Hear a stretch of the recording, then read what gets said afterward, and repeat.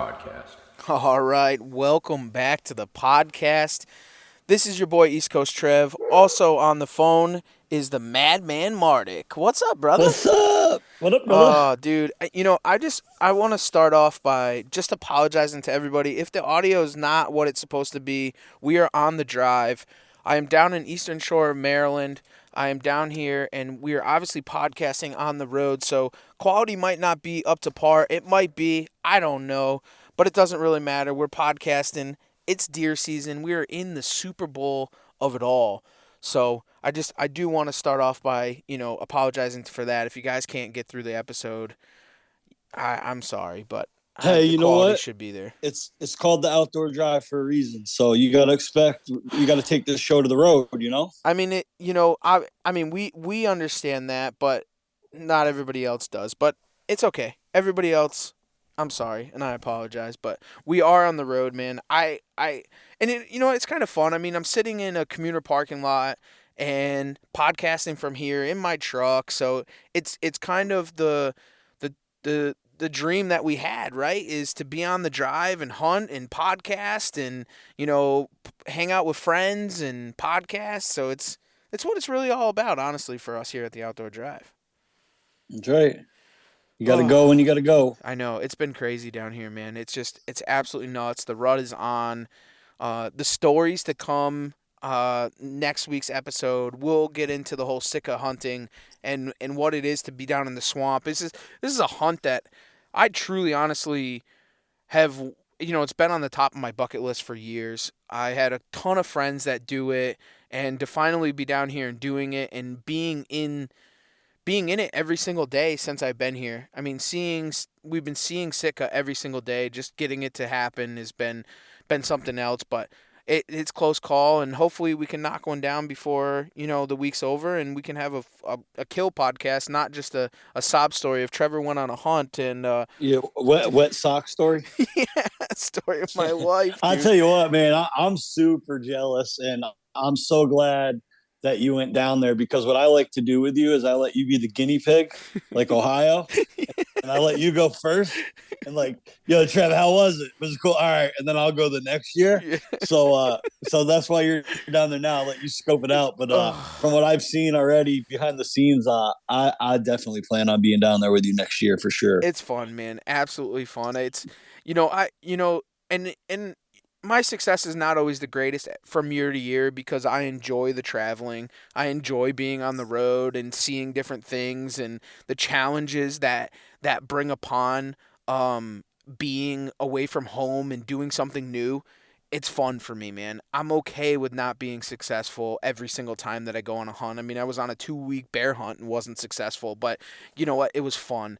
And that's the important of this is just being out there with friends, man, and having a good time and challenging yourself to a level that you probably normally wouldn't. You know what I'm saying? Like I could be at home shooting deer. Well, you say success. It's how do you measure success? Well, it's not always in inches. Do you have to kill something to be successful? No. Trip? No. No, I never do. That's the problem there, right? And so look at the friends you made in bear camp.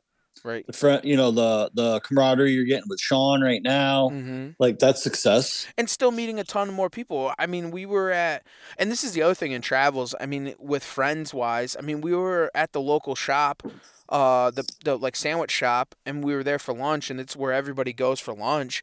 And there was a couple of guys there. One of them's name's Johnny Fuss, and me and him have been on Facebook friends for a while, and to shake hands with him, and we sat down and talked for probably close to an hour, and we've been Facebook That's friends awesome. forever. You know what I'm saying? And then the people that you meet in the travels, and it's I don't know, man. I love it. It's my favorite time of the year to be out hunting, and you get to meet new friends that are out doing the same exact thing. So I mean, yeah, I would like to be successful. Yeah, I would like to take an animal, but you know what? It is what it is, man. You can't measure them all in inches. I mean, it's just the way it goes. Hey, plenty of time left. No, I have faith. I think it's I'm not what's worried. this in real life? It's Tuesday night. So in real life, it's Tuesday night. So I still have 3-4 nights. I got a good feeling.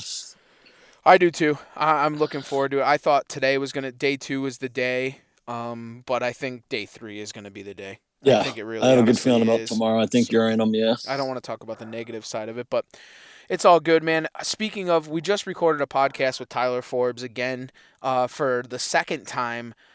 This time, not about AnchorPoint and Tyler, about what he did as a 3-year hunter. I want to call him a 3-year veteran because I mean that's Yeah. what he is. And this hunt is just incredible. We had watched the documentary of it from the beginning when we had met Tyler and his excitement of this deer and finally being able to kill this deer is something else. I mean, it's incredible. It's absolutely incredible. Honestly, all I can say is wow. Yeah, That's the first thing when we got done recording. Wow. And anybody that knows me, I'm never short of words, and I was speechless. yeah, Tyler, he doesn't know it. He's a special individual. very special. He probably says it 100 times in the episode. He's only been hunting 3 years, but just the hard work and dedication and commitment and passion that he has. And I don't care who you are, how long you've been hunting. I look up to him. You know what I mean? For sure. He's a role Absolutely. model.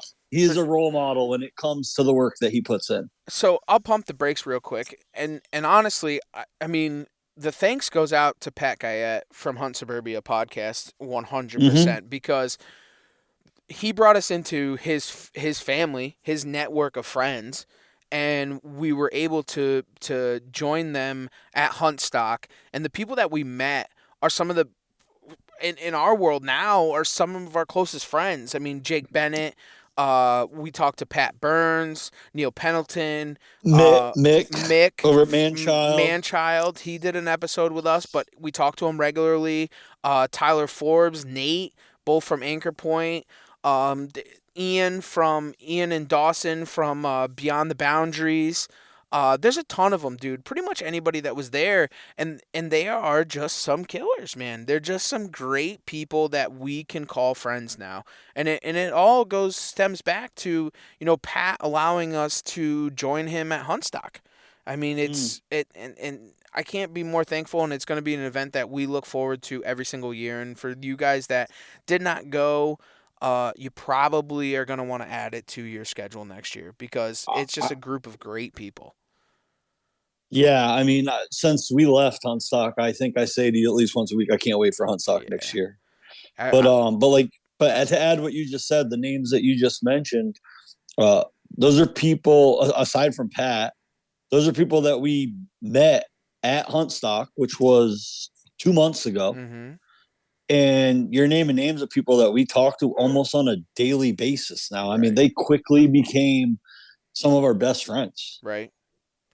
And in 2 months' time. yeah, it's incredible, man. And that's kind of what this is all about, honestly, is that. I mean, building friendships and sharing these things, and as we talk about, surrounding yourself around those 10 percenters. I mean, it's so important, and what you become in this is who you surround yourself with, um, and and you have to have those friends that push you to drive a little bit further. Right. And one of the you'll hear it in the podcast when you listen to it. One of the biggest things that Tyler really drives home, I think it's one of his biggest points of advice, is reach out to people, find people that know more than you and can give you advice and guidance and teach you. And that's something that kind of accelerated him as a 3 year hunter is how many people that he reached out to.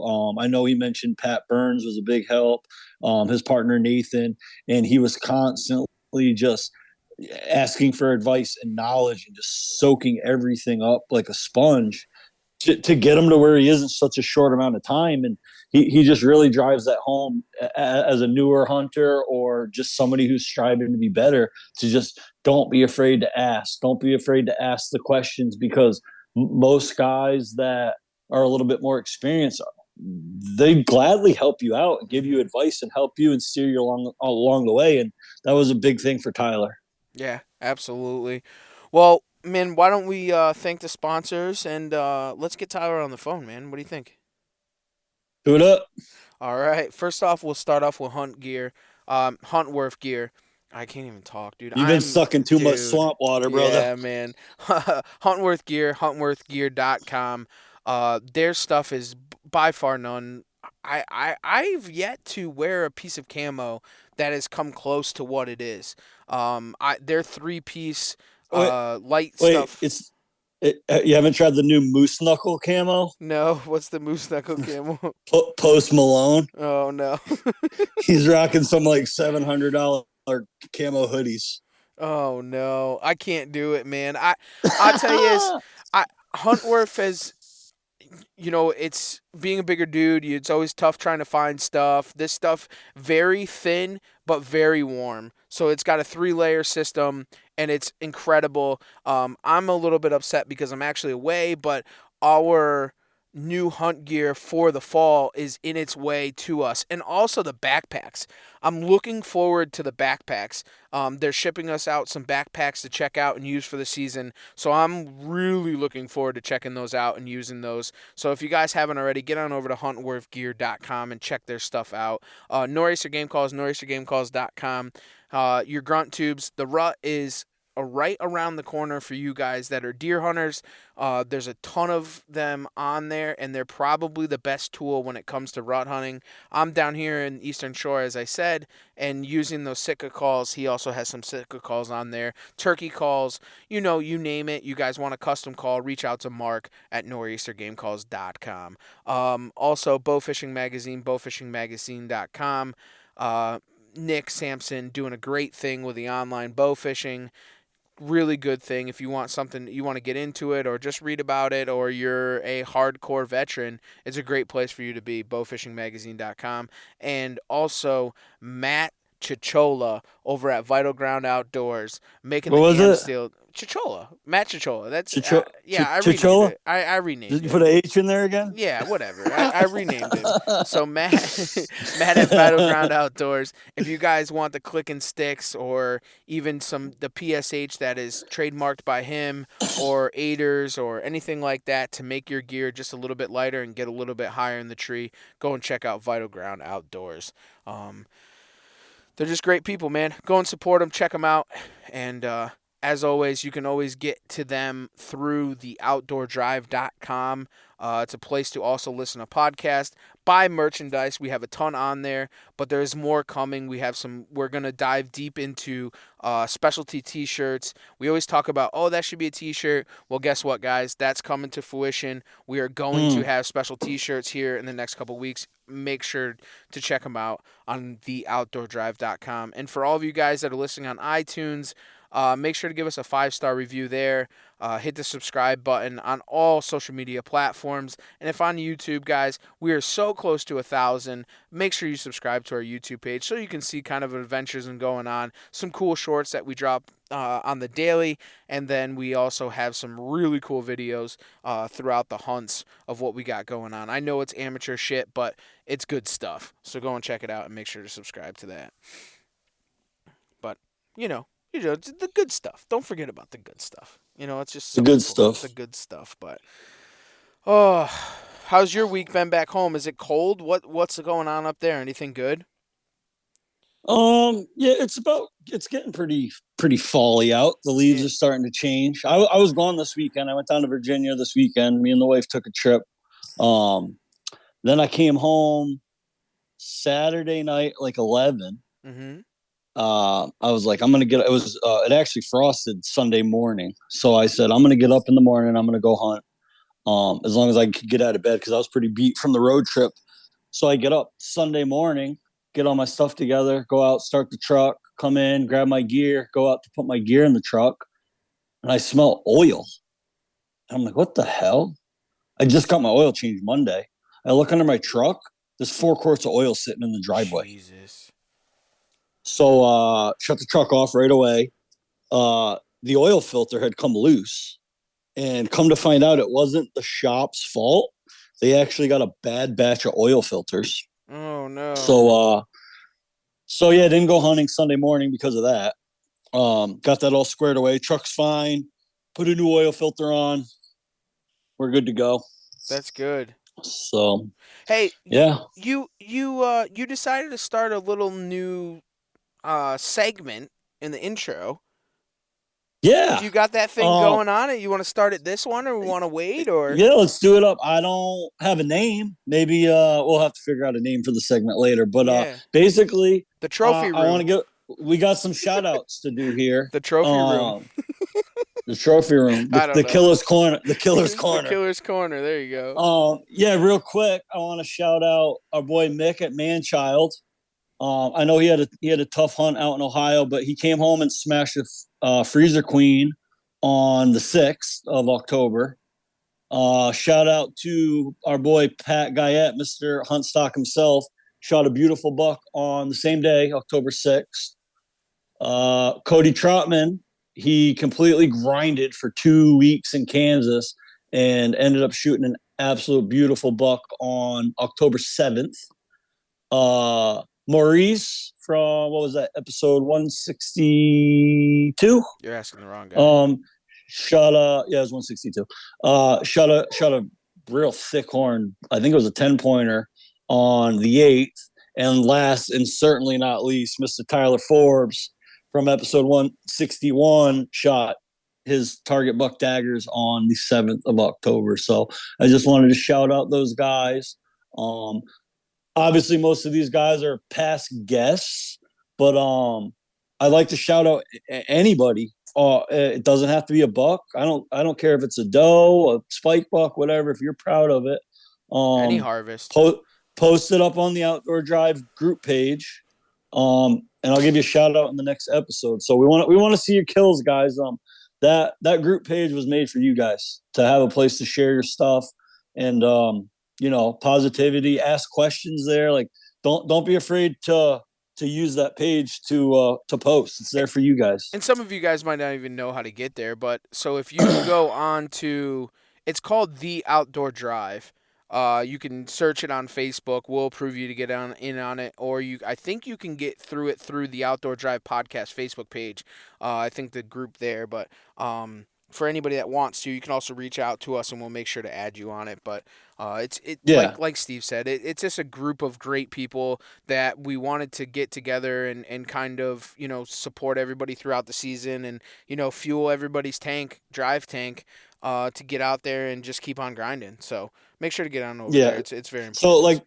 like Trev said, there's two Facebook pages. You got the Outdoor Drive podcast, and then you have the group page, which is just the Outdoor Drive. But the main thing is there's so much negativity on these hunting Facebook pages out there, and it's only getting worse. That shit is not going to happen on this group page. No, So we're a don't be family. afraid to post. Right. If you think it's a dumb question or stupid question, I promise you're only going to get respectful answers. If you shoot a deer that maybe you're afraid to post somewhere else because of negativity, you're not going to get it there. You're only going to get praise and compliments and congratulations there. So we want to see what you got going on. So make sure you join. Absolutely.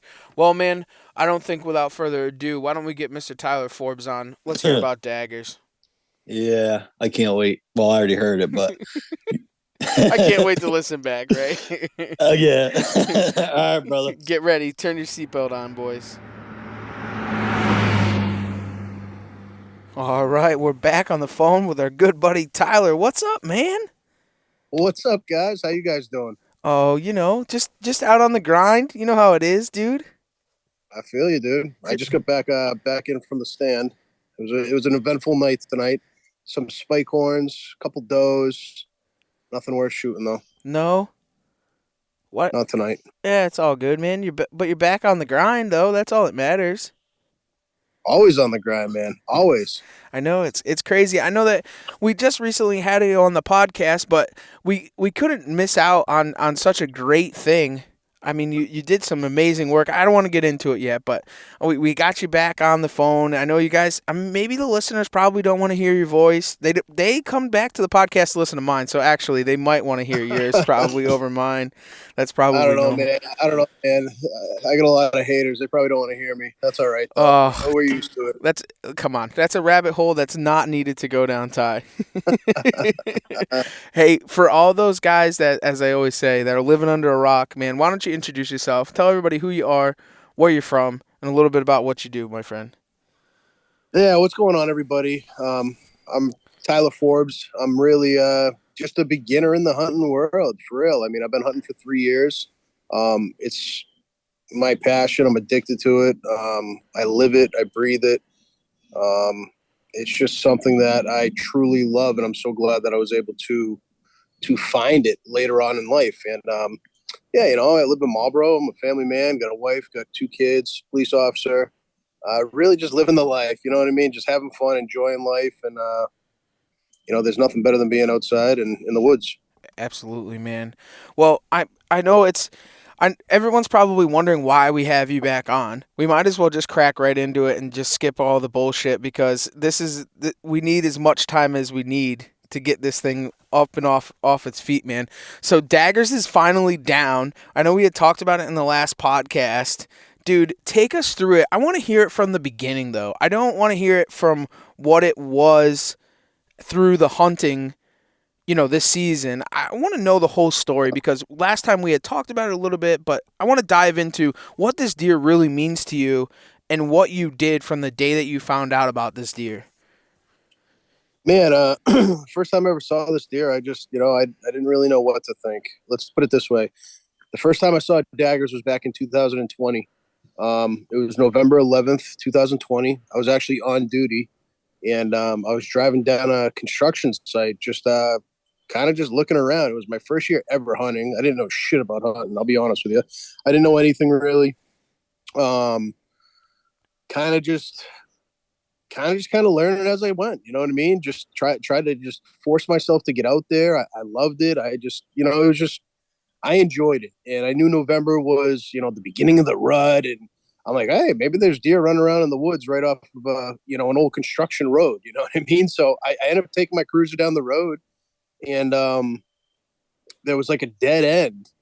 And I parked at the dead end. I just sat there for a little bit, looking around. And I saw 2 does probably about 45 yards from my cruiser right in the hardwoods.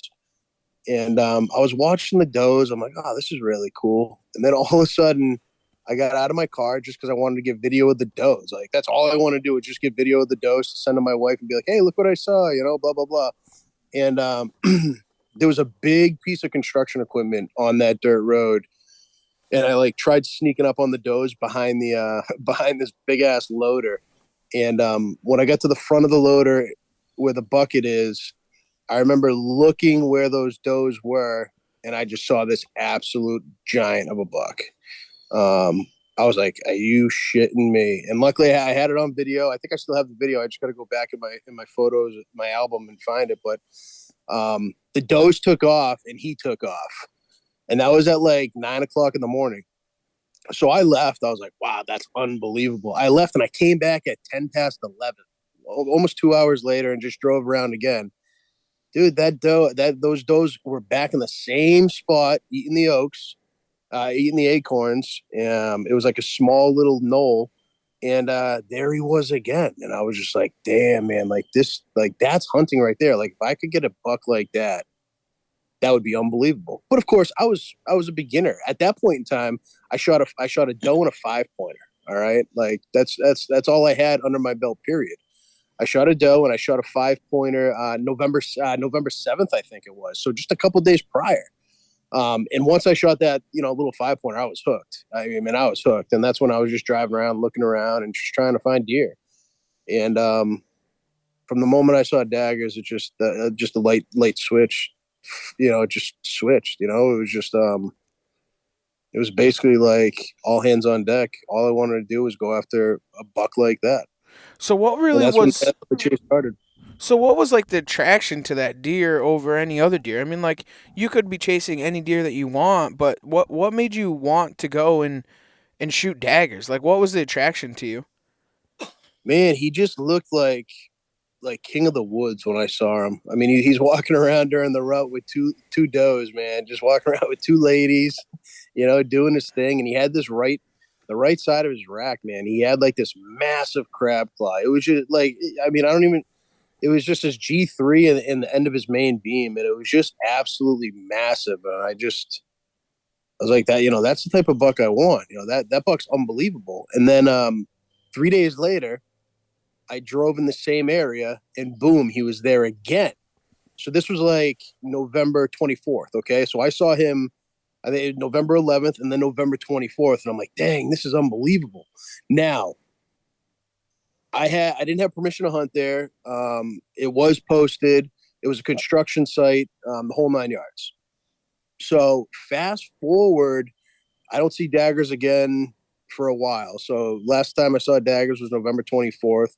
I just kept looking at those pictures on my phone and looking at those videos over and over again. I sent them to my buddy John Rice and a couple other friends, and they're like, "Damn, that's a giant," the whole 9 yards. So fast track to December 1st. Um, I'm driving through there on shift again, doing a building check. And that's what we do. As police officers, in small towns, we'll do some building checks and we'll do area checks and things like that, and spotlight the area to make sure everything's cool. There's conservation by there, so you want to make sure nobody's out on the trails. So I'm going down the construction access road once again. It was like 2 in the morning on December 1st.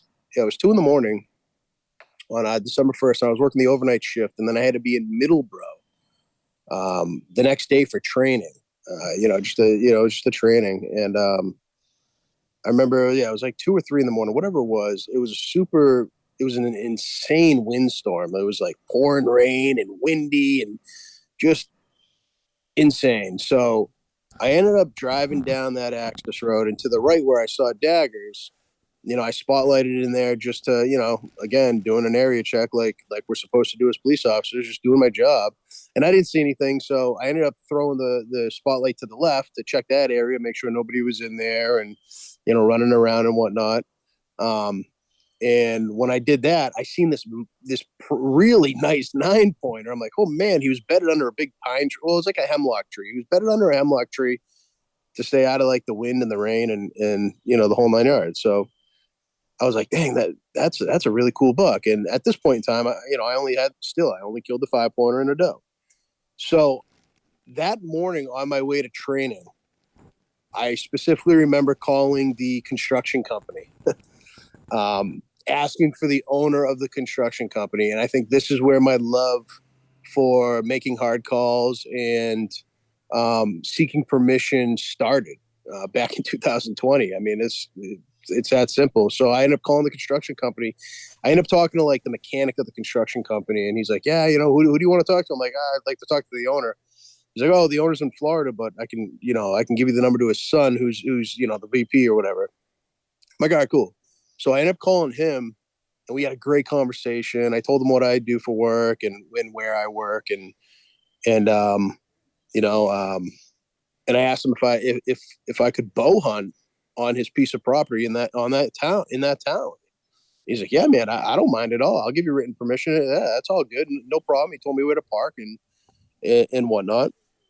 And I remember that morning, as soon as I got to the police training, I ended up like texting like a bunch of people who I was, who were in the hunting community at that point in time, and asking for their advice. Like Nate August, who's actually my partner for AnchorPoint Productions. I've been talking to that kid since day one, when I was a nobody, and I didn't even kill a deer at the time. He's just kind of taken me under his wing, and it's blossomed into a really good friendship. He's one of my best friends. I love the kid like a brother, and that's why we started AnchorPoint together. But I got advice from him. I actually I reached out to Pat Burns on Facebook and got advice from him. He was actually a huge help. Narrowing in on that area where I saw that 9-pointer the night before. So training gets out early. It gets out at like 12 o'clock, noontime. So I'm like, dang, I'll be back. I'll be back into the, I'll be back home by 1.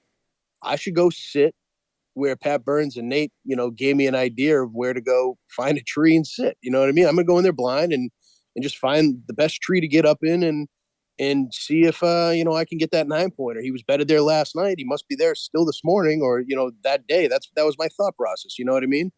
So, and this is where just the chase, like I just fell in love with it because it's really, there's so much strategic to it and planning and putting together a game plan and whatnot. So I remember I got back to work. I got to the station, got in my car. At that point in time, I already had my OZ bag with my gear in the car. I had my bow. I had the whole 9 yards. I had my climber at the time. It was like a 90-pound climber. Dude, that thing was lugging. That thing sucked. But I remember going down this access road and lugging that thing through a bunch of leaves and being loud as hell. And there was no snow on the ground. It was December 2nd. It was actually a fairly warm day. It wasn't even cold. And I found this oak tree. It was straight up and down. It was unbelievable. And I got up in it, and you can hear all the construction behind me. I mean, the guys on the construction site were still working. I think I got in the stand at like 3, and then by 4 o'clock, the construction site ended. Like it was like it's so hard. It's so hard to describe. It was almost like a movie, man. Like as soon as the heavy equipment like shut off for the day, you see the guys get in their trucks. You see the guys drive down the dirt road, single file line, leaving for the day to go home. As soon as they left, dude, it was so quiet in this spot, and I was right on a knoll, an oak knoll, and there was oaks everywhere that basically was right on the edge of a swamp. The swamp foreshadowing where I killed daggers, believe it or not. So I'm sitting in my stand and it's super quiet. I'm like, dang, this is unbelievable. All of a sudden, I look to my right, which is north of me. I see 3 bucks coming out of the swamp, running an oak ridge right into basically the oak flat where this knoll was, where I was sitting. And I'm watching, and I actually have video of it, dude. Like I remember I had like this old shit cell phone, man, and A like I think Nokia this is what, flip. dude. Yeah, I think I was playing Snake on the phone. You know what I mean? But I remember just sitting there, dude, and like, man, I was like so scared, so nervous. Like I think like my neck is still stiff from being so still when I saw them come over the Oak Ridge. Like I didn't move at all. My bow was on my left side, not my right side where they came from. So I had to do like a 180. It was a riot, dude. Like if I could see myself now, I'd probably be like, this guy, what are you doing? But anyway, they come over and they're in the oak flats, dude, and they're just eating some acorns. I got 40. I remember specifically 46 seconds of video. Um, it was like a 4-corn, a nice 6-pointer, and then a 9-pointer. The 9-pointer I saw the night before bedded down under the hemlocks. Does the 9-pointer have a name at this point? No, but I'll get to the name in one sec.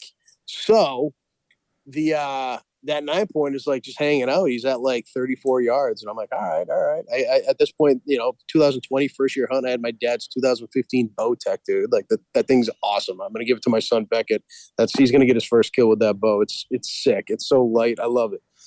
But anyway, I grab my bow. I shift to the right. He gets at 27 yards. I range find him, and dude, like first year hunting, man. I'm just hoping the arrow's going straight. You know what I mean? I don't know. It's either gonna go into the road, it's gonna go into the ground, or it's gonna hit the damn deer. And dude, I just let it go, dude. I let the arrow fly, and I smoked that 9-pointer that I saw the night before. He went 50 yards, crumbled, and died. And I remember I walked out of the woods and I waited for my buddies. John Rice was there. My dad came. Hold on. This Brand- was this was the first night that you've sat in this new property and you have just smoked a 9-pointer. yeah, the 9-pointer I saw the night before. I saw that 9-pointer, immediately called the next day to get permission, got permission, was in the stand by 3 o'clock and killed it by 10 past 4. Did you sit on a horseshoe when you got in your tree stand? Like what? Man, I remember talking to Nate all day through Facebook Messenger and Pat Burns through Facebook Messenger, and Pat was like, I mean, Pat looked at I sent him the topography map, Yep. and Pat's like, hey, you should sit here, probably a good spot. If they're coming out of that swamp, they're gonna feed through that ridge and come to that oak flat. I'm like, all right, and dude, Wow. like What Pat a Burns luck. was on, yeah. So I sat there and I smoked him. So my buddy John Rice came, my dad came, uh, Brandon Ashford came, and we went and we found the buck. He was like 55 yards from my stand. It was great, and he actually had a healed broken right leg. Like his kneecap, Wow. it was like broke, but it healed from the outside, and that's when I coined him resilient. I coined him resilient. I got him mounted. He's downstairs, and that was like my first that was like my first how do you do buck, dude? You like that was like a really good buck, and at that point in time, it was fun. It was funny. Before we went and got the 9-pointer out of the woods, we're sitting on the construction road, and I remember I'm sitting there with my buddy John Rice. Now John Rice is like one of my best friends. He's my daughter's godfather, and I remember we're sitting on that road waiting for my dad to get there, and John looks to the right and he points his flashlight down the construction road, and who crosses the construction road? Daggers. Daggers, dude. Daggers. I remember John being, holy shit, look at that giant. And I'm like, dude, I just saw that's the buck I saw on the 11th and the 24th. He goes, no way. I'm like, yeah. I'm like, he must be living around here. It was Daggers, man. He went right over to that knoll where I just had shot that buck. So we went in and grabbed my buck. We jumped Daggers. He ran back across the road, and that was like the it. You know what I mean? I was like, I was kind of like, oh man, like I'm gonna go after that buck next year. Like that buck, Wow. that's what I want. You know what I mean? So at this point, I'm tagged out, man. I am tagged out. Okay. Um, You're only allowed riding one hot buck. $2. I shot a 5-pointer earlier in the year. Okay. So that was my second buck, the 9-pointer. So at this point, I'm on dope patrol. You know what I mean? Like I just wanna get as many harvests under my belt at that point in time, fill the freezer, and just really, I wanted to just be in the stand to learn. I wanted to be out there. I was tagged out. I was tagged out of buck tags, and I still sat 37 more sits. Jeez. Dude, we're talking morning and evenings, like all of December, the entire December. The Like needle people were was like, just dude, stuck. yeah, dude. People, I specifically remember like guys in the fire department, um, other people I knew. They were like, dude, you're crazy. Like, why you ruining a spot just for does? Like, my mentality was this: like, dude, these guys have been hunting for like 20 years. At that point in time, I was hunting for what, 2 months.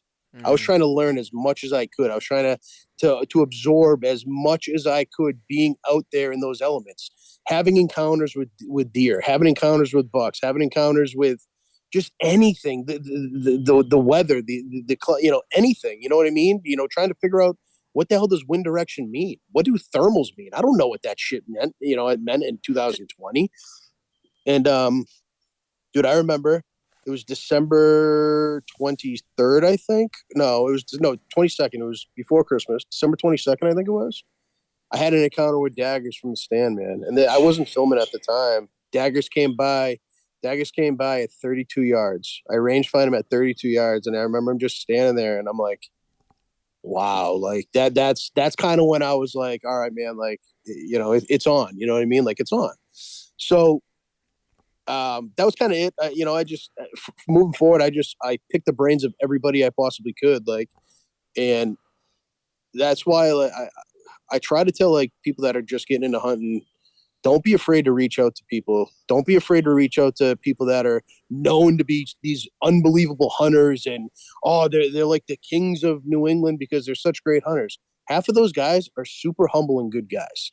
Those guys will help you even if you don't know what the hell you're talking about. 2020, man, compared to where I'm at now, uh, night and day. You know what I mean? But that's because I picked the brains of all these guys that had knowledge and experience So I remember that whole off season. That's pretty much all I did. I remember talking to Nate August, man, legit every day, dude. Every day since I met him. I talked to him every day on the phone for like a year before I even met him in person. Jeez. Like I remember sitting in my cruiser and just shooting the shit with him while I was working, and just talking deer, talking tactics, talking strategies, learning about things. How do deer think? I just remember talking to Nate about everything, and I owe a lot to that kid. I love him. He's like a brother to me, and I just was hooked. And I remember telling Nate this, the end of the January of 2021. I'm like, dude, like I'm gonna get daggers this year, and that was 2021. I'm like, I'm gonna get daggers, and he's like, yeah, you can, you can, and that's when it all started, man. It was like that was the chase for daggers. I found I found his right side shed, in that same location, on a ridge. Like I think it was like the end of January, and I mean, I had like 13 cameras out in that one piece of property all of January and February just to find his shed. Like I was addicted to this deer. And then it was insane. And I only found that right side shed. So fast forward to 2021, man, like I was all in on this buck. And I mean, I never saw him. I never saw him on the hoof last year. I never saw him on the hoof. I had him on camera. I remember he came through on camera October 14th. He came through October 14th on the Oak Ridge in the same piece of property that I have permission to hunt. And I remember making a move that day with my mobile setup, and I got like 400 yards to where I thought he was bedding, and I never saw him. You know what I mean? I never saw him, and that's fine. Like I just never saw him for the rest of the year. He was hammering a buddy of mine, Steve, who hunts across the street. He's got like 100 acres of food plots. He was over there pretty much all last year. I mean, Steve's got a bunch of daylight photos of him. Obviously, Steve never had an encounter with him in the stand, but Daggers pretty much lived over in that food plot, man, all of 2021. The acorns were not that good where I was hunting last year. The crop was shit. It just was not good, and it was a frustrating year, to be honest, because I was riding that high from 2020, and come 2021, it was a little disappointing. I was getting a little aggravated, frustrated. I was legit hunting every day, man. Like when I say like I hunt every day, I mean I hunt every freaking day, dude. And I just got frustrated, and I had a good opportunity at Mr. Boss, which is another buck in that same area. He was a giant. I hit him, and I hit him low, and I never recovered him. I think it was just a flesh wound, but that was kind of like the start of like a downwind season for me. And next thing you know, here we are. It's December 7th. I shot a 6-pointer. And then Christmas Eve, I shot a 9-pointer, and that was my season. So I finished the season on a high note. And again, man, like year 2 hunting, I'm still learning. I'm still just picking the brains of everybody. At this point, I become really good friends with Jake Bennett. I start talking to Jake a ton. I mean, he is just a wealth of knowledge. I can't say enough good things about that kid. I mean, me and Jake have become really, really good friends. I just was picking his brain left and right. Just talking to so many people. I was still talking to Pat Burns at the time. You keep bringing up this point of talking to other people. I just want to pause you for a second because it's very important, and we talk about it a lot, is just to surround yourself with people that are better than you, because it's only going to then drive you to then go further. Or, you know what I'm saying? Like if you hang out with friends that aren't as good as you, well, not that like you put yourself on that statue, but like if you hang out with people that don't have that drive or that ambition, it's not going to push you to do it more, right? You're just going to sit around and do the same things that they do. If you surround yourself with 1,000,001 friends that are go-getters, they're out there grinding like yourself and constantly, pushing each other. I mean, I don't know how many times, like, I know we all talk, but, and we have other friends that we talk to too, but it's constantly like Steve, for example, would be like, bro, dude, just go in there. Like, what are you waiting for? He daylighted 4 times. Like, why? But I don't know. He didn't daylight well. You know what I'm saying? But he'll push you to that next level and help you out constantly. And you're always Right. questioning yourself, right? You constantly question yourself. So you need Yeah. somebody that has that I, experience to push you. I'd rather have three friends with ambition than 20 that want to sit back and Oh, wait for it to happen, you know? and Yeah, 100%. and I'm the same way. it's a tough thing because you don't realize it. It's almost like one of those things you don't realize it's good until it's gone kind of thing. You know what I'm saying? Like when you move on and you start talking to, guys that will drive you and push you further, you start to see that success and like what you were missing out by having those people as your friends. You know what I'm saying? And like Yeah, it's yeah, very for sure. important. And I It's mean, make no mistake about it. The only reason why I even know a little bit about hunting right now is just because I wasn't afraid to reach out to people. I wasn't afraid to ask questions. Everything that was told to me, I soak up. I soaked in like a sponge, and I tried to take little things from everybody to be just well balanced. And like Jake Bennett's, like Nathan August, Neil Pendleton. I'd talk to him. mm-hmm. Rob Cody. I'd talk to him. Brandon Ashford. Me and Brandon were great friends, and he's very knowledgeable. There's so many people that I surrounded myself around, and I was able to learn quickly, but a lot of it was work ethic too. I worked my tail off, man. Mm-hmm. Mm-hmm. Like make no mistake about it. Just because you're talking to somebody about hunting and tactics and you know how deer work, and that don't make you a good hunter. You need to get your ass out there, man. Like I was out there all the time. I was out there in the off season looking for sign. I was out there, dude. I was out there tracking every single run on that piece of property when it snowed, just so I knew what the runs were for when the snow wasn't there. Like I put in so much work just to try to get a little closer to daggers. Just a little closer to daggers, dude, in 2021. And then I met Joe Hall. Joe Hall's one of my best friends, man. He's on the job too. He's a state trooper, and we've become really good friends. Steve messed And with Joe a little bit. yeah, that's right at Huntstock. Yeah. Great guy. Yeah, he's awesome. But again, picking the brains of all these guys that have killed giants, that know what it takes to get close to deer, and I think the cool part about like the hunting community is I think the cool part about the hunting community also is not everybody you talk to is going to tell you how to do it. They're just going to give you things that worked for them. And it's up to you to determine what works best for you. So somebody may be real high on hunting food. Well, I mean, that's cool. I'm going to use that to my advantage in certain instances where I may need to hunt over a food source. But me personally, I love hunting bedding. I Mm-hmm. love to hunt bedding. And that's when I started to really talk to Rob Cody, because Rob Cody loves to hunt bedding. But the only difference between Rob and myself is Rob hunts big woods. I hunt backyards.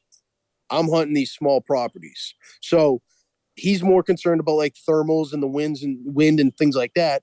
Me, I'm concerned about wind, but not so much thermals because you're in a backyard. But a lot of these deer smell people on a regular basis where I hunt, man. You know what I mean? Like these deer could be sitting out back feeding 500 feet away while somebody's sitting there cooking friggin' filet mignon on their deck.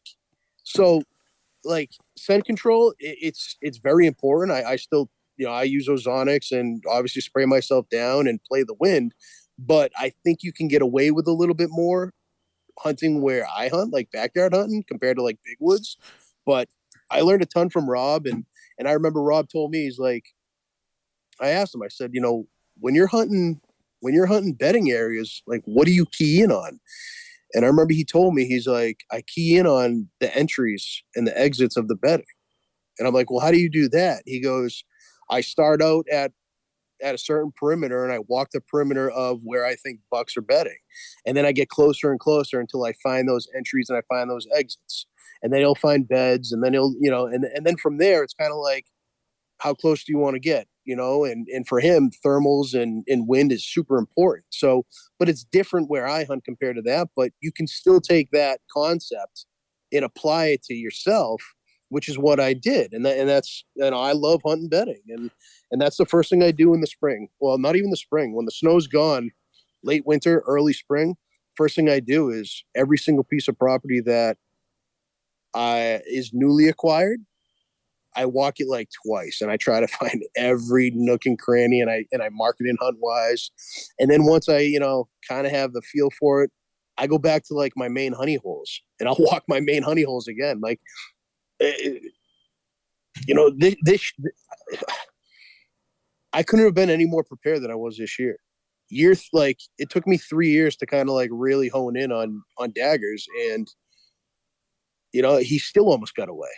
You know what I mean? So there's I just put so many hours, like, I mean, thousands of hours. And I want to make it super clear too. I'll be the first one to say it.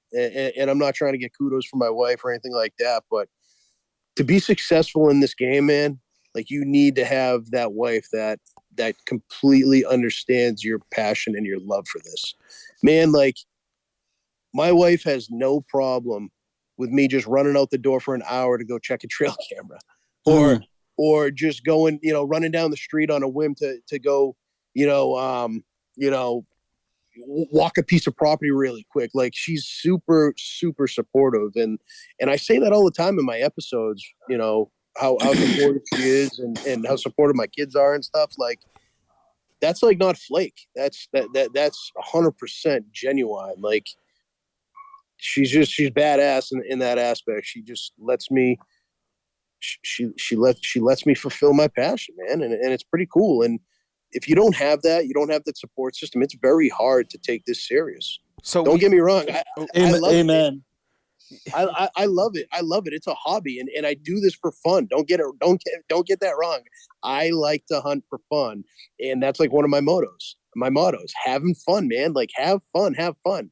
But I'd be lying to you if I said I didn't take this shit serious. So it's kind of funny is that you bring up the wives. So our good buddies at Working Class WCB, they have a bumper sticker that says you can't kill big bucks if your wife sucks. It's a fact. We live by it, I texted it to Tyler the other day. Yeah, you after did. you killed that. Yeah, we were talking about it, and but I mean, how true is it? It's so true, bro. It's 100. It's so true. You have to have in this game, you have to have that support system.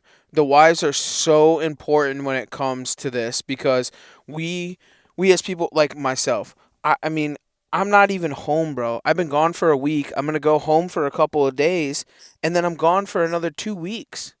Like, it constantly, and I like to travel hunt. It's just my favorite thing to do. I enjoy it. The challenge is by far insane, but just even being on the road, and it's as much work as you're putting in and back home. And Steve does the same exact thing. I mean, it's constantly in the woods, and if you don't have the proper support system, this world that we live will collapse. I mean, we could not do what we do if it wasn't for our wives. The way I see it is, go ahead, Ty. Me and Steve were talking about this through text. I think it was last night, and it's like, I wouldn't say I lost friendships over hunting. I don't think I've lost friendships, but friendships have definitely become distant because of it. And it's because, like, if I have any downtime whatsoever outside of my family first, my job second, like, I'm in the woods, man. Like, I don't have time not to be in the woods. Like, I don't. Like, I'm not prepared if I'm not doing it. Like, I'm not. It just I can't rely on trail cameras. I can't rely on last year's honey hole being a honey hole this year, because it may not. It may not be. And you know what? Even losing those friendships, I mean, it is what it is. I mean, like, and it going back to the people that you surround yourself with, they're just not at that level. They might do this for a different reason. We have a different drive. Right. That's the big part right there. Right. We have a different drive that constantly keeps us going and wanting to do this all the time. I mean, you said it. You said it in the last podcast, and it's something me and Steve have talked about a ton. And it's 10% the 10%ers. 10%er. It's the people that do 10% and to achieve the 100% of the work. You know what I'm saying? Like there's Yeah. I totally butchered that, but Yeah. No, Personally, I absolutely love that saying. Personally, I think it's a little lower. I think it's more like 3%, it but is whatever. 3%. Want to put in the But work. the whole point of what Tyler said, it's freaking spot on, and along the lines of like friendships and whatnot. Every one of us, we'll talk deer hunting with anybody that wants to talk deer hunting. We will gladly, we'll talk till the sun comes up. But what I find is like when it comes to like my deer and my deer that I'm hunting, there's certain people that you can have those in-depth conversations with a friend that's on the next level. Like me and Tyler, I mean, we had just met at Huntstock, and we took a walk down to the campfire and bonded a little bit. And it didn't take long, very short into the conversation, we both knew like we were on that intellectual level. We could talk the talk. We're on the same page, and he started talking about daggers, and I was talking about some of the bucks that I was on, and we could just click because we were talking the same language. and then we cuddled, and it was great. You know what I mean? Well, no, you cuddled with Nathan up on top of the Jeep. Don't lie. Dude, that campfire kept us warm, Steve. But no, you know what I mean though. There's I know exactly what you mean. You click with certain people when Yeah. when you get into an in-depth conversation, and you might have a conversation about deer with maybe somebody who was maybe not at that level of the conversation, but you can still have the talk. But there's just certain people where you're like, all right, this guy gets it. Let's get to let's geek out right now. We're gonna geek out about every little thing. You know what I mean? Yeah, I mean, Daggers was a part of my family as anyone else. Like he was like When did he get the name, Ty? right away, dude. Right away. 2020. He's always had those G3s that just looked like daggers, man. And it's funny, man. Like when I first started hunting, like I just felt the need to like coin every single deer, dude. You know what I mean? Dude, I even coined my first doe that I killed, Dixie, and then Resilient, and then the 5-pointer that I killed was Mr. Suspicious because I let him walk and then he came back and I smoked him. You know what I mean? Like I love it. But it's fun. You know what I mean? Is. And then I got my kids and stuff, so they like helping out with the names and all that good stuff. But man, Daggers has been a name that's run through this house for quite some time. And quite some time to come too. I can guarantee you. I mean, me and my wife, we could be out to dinner having a special night, and I'll probably talk about daggers at the dinner table. Like I shit you not. You know what I mean? So like, and that's where I get back to like the support of her. Like instead of her being like, "Can we just talk about something else?" She's like, "Yeah, you're gonna get them. You're gonna get them." Like, and that's, dude, I love it, man. And like that's why it's just, I don't know, dude. There's something about having that support. When you have support like that, your mind is so free. It is so clear, and you can concentrate. You can think. You can plan. When you have somebody at home that doesn't support what you're doing and is constantly nagging because you're hunting or because you're away from home for so long, dude, that adds so much stress to your game and your preparation that you're not getting everything out of what you should be getting out of. And it's a fact. It's a fact. You know what I mean? Because there's days where, if you get an argument with your wife or you get an argument with your significant other, like you probably feel like shit for the rest of the day because you're thinking about that. You're thinking about that argument. You're thinking about, oh, what the frig? You know what I mean? It's the same thing as somebody sitting there saying, oh my God, you're going hunting again? Oh, what the hell? Yep, the kids are gonna miss you. That's nice. That's nice of you to just go sit in a tree while your kids are here. Like, that takes a toll on your preparation and your success. It does, 100%. Yeah, but you're only prepping for the success of your children in 5 years. Yeah, right. I mean, you want to argue? Yeah, for argument's sake, like. No, I agree. It's just, but I mean, you hear so many guys that say like, oh, my wife hates that I hunt. Like, that sucks. You know what I Sounds mean? like an ex-wife to me. Yeah. You know, Well, that's like future ex-wife. that sucks. I feel bad for that person. You know what I mean? Well, why don't we break right into it, man? Because we're all here for one reason and one reason only. Take us through it, man. Just take us through it. Where did it start this year, and what happened? Man, this off season, I had a lot to prove to a lot of people. There was a lot of people I wanted to outwork.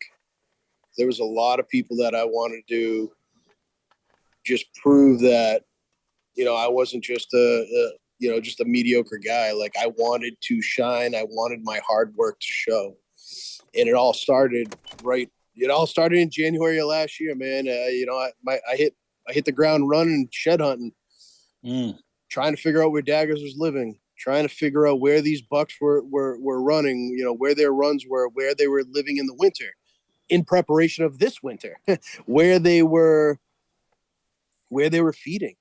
How were the acorn crops in the winter? Were they digging at them? Were they trying to get them out of the snow? And then one of my main priorities was trying to find Dagger sheds before somebody else. You know what I mean? And I remember, I'll never forget it. I got out of work, man. I got out of work. I was still in my police uniform. All right. I was still in my police uniform, and I remember there was snow on the ground, but it was a warmer day. So I'm like, you know what? I'm just going to get out of work. I got out of work at 4:00 in the afternoon, and I texted Rihanna. This was probably the end of July. This was the end of January, and I knew Dagger shed the year before the end of January. So I kept scouring that piece of property. I probably walked that property 9 times before I found his antler. And I remember I got out of work, and I went to the piece of property, I always refer to as the Oak Ridge, this certain piece of property where I had permission. And I remember just walking. I went for a walk. I got there at like 4:15, and it was almost getting dark. And I remember just walking. I'm in my police uniform. People, just not a care in the world, man. I was just enjoying myself. And dude, I walk up on Tagger's left antler, man. Like it was so this spot has 2 ridges with a saddle in the middle. The year before, I found his right side on the other ridge. This past year, I found his left side on the opposite side of the ridge. Same exact location, just opposite ridge. Same end of the ridge, just everything. Dude, I found his left side. I called Joe Hall immediately. I'm like, Joe, dude, I just found his antler. And he's like, you're going to kill him this year. He's like, you're going to kill him, man. Just, I remember Joe specifically saying that to me. He's like, just keep at it, Tyler. You're going to kill him. You're going to kill him. And I remember getting home and taking like 30 pictures of the 2 sheds that I found the past 2 years because I was that obsessed with Daggers. And I remember telling my wife, showing my son Beckett and my daughter Rosalina. I even remember my dog wanting a piece of it. You know what I mean? And it was just, dude, it was go time, man. Like it was go time at that point in time. It was, let's go. I got a lot to prove this year. You know what I mean? Like, all the doubters and the haters, let's go, fuel me. You know what I mean? You can talk as much crap as you want about me, man. It's not going to affect me in the negative. I'm going to use it I'm going to feed myself that energy. So anybody that wants to talk smack, I welcome it. I love it, man. I love it. You know what I mean? So I had a lot of fuel burning inside of me. And I remember, all winter, man, all winter, I just scoured that property, pins, hundreds of pins everywhere. I have 13 pieces of property in a mile radius where I knew Daggers lived. 13 properties in a mile radius. I knew where he was, but there was one property that I did not have permission that I knew I needed. And I just remember always just trying to think, how am I going to approach this? I've been told no twice. Like legit. I remember the first year I just got the door slammed on my nose. And then I remember the second year they were just like, no. And I remember going into this year, I'm like, all right, I'm going to ask them for a third time. I'm just going to ask them for a third time and see where it goes. Dude, I remember like 4 days, like maybe like 5 days before I had planned to go like knock on the door, we get a call to that house on duty for like a carbon monoxide alarm. Okay. And I remember getting there, man. And I ran inside, and it's just a carbon monoxide, an oxide alarm. Usually they're like fake, but this was actually real. There was like legit, like their house reeked, and it's a big, big house. And I remember taking the woman and the husband out, and they had kids and stuff, and it wasn't the same people that told me no the 2 previous years, man. Oh no, there was a reason for So that. yeah, So Wow. so at that point in time, I'm like, all right, like, hey, I'm right, working, so work first. I didn't talk hunting at all. I right. didn't, I didn't talk, property or anything like that. I just made sure they were safe, and that was that. And I remember leaving that driveway, man, and I'm like, all right, here's my chance. I'm Here's going my back. Yeah. Like a week later, man. A week later, I knocked on the door. I just knocked on the door. I wore a nice flannel with a khaki pair of pants. I had a jacket on at the time. I think it was like it was March. Yeah, I think it was March. And I remember the wife came to the door. She's a doll, sweetheart, and then her husband came. We get the same first name, so that helped. And I was just like, hey, I've been after a certain deer. I'm not sure if you like deer hunting. I'm not sure, if it's your thing. You seemed like great people when I met you the other night. I've been coming to this piece of property now for 2 years in a row to try to get permission just to hunt bow, and I've been told no every single time. So if you're going to tell me no, it's okay, but I feel like I need to ask you. And they're like, oh, you hunt? I'm like, yeah, I do, and I've been after this buck. This is going on the third year, and I really think he's living behind your home. And they're like, yeah, we got no problem with that. No problem. You can hunt all you want. I'm like, are you serious? They're like, yeah, yeah, not a problem. We're completely fine with that. Just do me a favor, park on the left side of the driveway under the basketball hoop, and yeah, no problem. I'm like, okay. And I still to this day park in that same spot. And I remember, dude, I remember what like trying to play it cool, you know what I mean? But I remember getting in my car, man. I called Rihanna right away. I said, I'm killing daggers this year. I'm gonna kill him. And she's like, okay, honey, yep, all right, hon, all right. And She's heard it 10,000 times before. yeah, dude, yeah, it was definitely March. I know for a fact it was March because I remember like 3 days later, I texted the homeowner. I said, hey, do you mind if I go walk around out back? And they're like, yeah, you don't have to text us. Just, you know where to park, do whatever you need to do. And I'm like, geez, like, this is like, thank God those people moved. And I remember getting there and I remember walking through their back gate and then walking in their backyard. Dude, there were rubs everywhere. Like, I mean, everywhere. Like, rubs, gigantic rubs, man. Like, legit, like 5 feet off the ground, which, it's a monster buck. Like, it's like, it was like a sanctuary in there. And it was just a small acre and a half piece of property, man. Like, small acre and a half piece of property. And it was just loaded. There was whips everywhere, briars everywhere, thick, thick brush everywhere, saplings everywhere. I mean, super, super tight, super, super thick, and just shredded. I didn't even have to sit in there long, man. I didn't have to sit in there long. Um, my plan was at this point in time, there was no beds in there, zero beds whatsoever. There was no beds. I couldn't find anything. There was little snow on the ground. But there was really it wasn't a lot of acorns in this location either. All the acorns are where the Oak Ridge is, where I have permission. Like, that's probably like the biggest piece of property in that mile radius that has oaks. Like, that is like the sanctuary for oaks, which is probably why I've found Dagger sheds the past 2 years, because that's where he's eating. Like, that's his haven in the winter. You know what I mean? All the bucks, not just them, all the bucks. So there was no beds there, but I didn't get discouraged by that. I didn't care. I saw the sign. I saw what I needed to see, especially early season sign and rut sign. So I waited till turkey season. That was March. I went in there, and then I went in there during turkey season, right when turkey season got over, I think. Um, and I just wanted to kind of walk around as it greened up. You know what I mean? I wanted to see what that piece of property was like. Dude, I found matted down beds everywhere. It looked like a goddamn whale was bedding in there. Okay, like, I remember going in there with a buddy of mine, and he's like, "Dude, that bed's ginormous." I'm like, "Yeah, pretty sure that's daggers. Like I'm pretty positive that's daggers. I'm not 100% sure, but I'm pretty positive. So that was April. Man, I had a stand up. I already knew exactly where I was putting a stand. I put a stand up in that piece of property in April, dude. Like, not, I shit you not, in April. I cut lanes in April. I prepared a mocks. I prepared on my topography map through HuntWise where I was going to put the scrapes in coordination of where I was seeing beds. Um, I was, dude. I was looking at Google Google leaves to figure out what leaves were good valuable nutrition for deer to eat, just to make sure I could find the proper place to put a stand. Um, I was just What did I, you find on Google Leaves to be the best leaf? really just your basic leaves, dude. Like they'll really eat everything, but they like the I can't remember the names of them.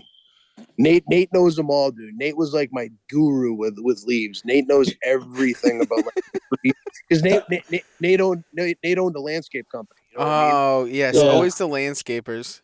yeah, Ty, in the YouTube video that actually it's gonna release today in podcast land. Um, yep. what's Dagger? Do you know what Daggers is eating? In that first encounter you had with them this year. I don't even know He's, what that is, but I was curious when I was. Yeah, me Yeah. too, yeah, honestly. I I don't I, remember the name, but I specifically remember Nate telling me because yeah. I walked in there I want to like know. I said, Find out for me. right after turkey At season. first, I thought it was a maple at first, but then after I looked No, at it, it's I don't not. think it was a maple. No. Because I've It's not a maple. It's a type of bush. Actually, it's not a tree. That's a bush. Hmm. And I remember taking like walking through that whole property, FaceTiming Nate, and just showing Nate everything that was in there. And I remember Nate. I can't remember the name of that bush, but I remember Nate saying, "Dude, they crush those bushes. They eat those bushes early season. He will be eating that. Hmm. I guarantee it." And the proof is in the pudding. You saw it in that first Yeah, it's encounter. right. Yeah. well, because we all think So about food sources to try and find the deer if the acorns aren't going, right? And we'll be like, oh, grass field. So when I had seen daggers eating that, I'm like, is that like grape leaves? Is that like what a no, lot of it's people Right. wouldn't even know that they would eat stuff like that. I know yeah. I can't, they like the maple leaves when they're right as they start to fall and hit the ground. They like those, but he was shredding them right off the Yeah, branch. so he was definitely eating some maple. I know that for a fact. When he first walked into that clear cut, he was eating maple off those were maple leaves. But then when you saw him in the back of that cut, Right. that was the bush. I can't remember the name of it, but those were all like Hmm. it was a certain type of vegetation bush. It was like an overgrown bush, and Nate was like, "Hey, he's gonna key in on those," and he did. Yeah. But he was eating the maple leaves as well when he first entered that cut, which everyone listening you'll see in the episode and whatnot. But yeah, I just kind of like it was an acre and a half, but I made that acre and a half like I knew everything about it. Like, and my entry and my exit was unreal, dude. Like I like their property, their backyard's big. So to get 500 feet away from their house was super easy because it was like a 400 foot. It was like 400 feet from.